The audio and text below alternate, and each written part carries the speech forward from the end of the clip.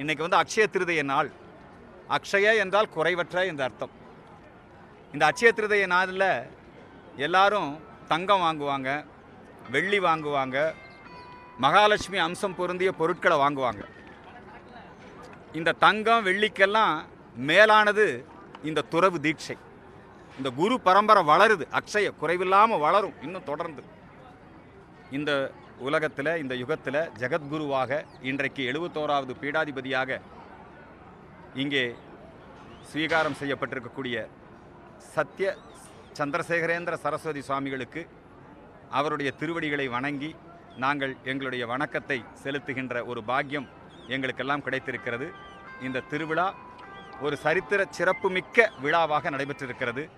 இதற்கு நாங்கள்லாம் பங்கெடுத்து கொண்டிருக்கிறோம். கண்ணில் நல்விழா பொலிவு கண்டு ஆறுதல் என்று ஞானசம்பந்த பெருமான் சொல்லுவார். குரு பிரம்மா குரு விஷ்ணு குருதேவோ மகேஸ்வரக குரு சாட்சாத் மகேஸ்வரக பரபிரம்மக தஸ்மை ஸ்ரீ குருவே நமக. தெளிவு குருவின் திருமேனி காண்டல், தெளிவு குருவின் திருநாமம் செப்பல், தெளிவு குருவின் திருவார்த்தை கேட்டல், தெளிவு குரு சிந்தித்திருத்தல் தானே. இந்த குருநாதரை தரிசனம் செய்கின்றோம்.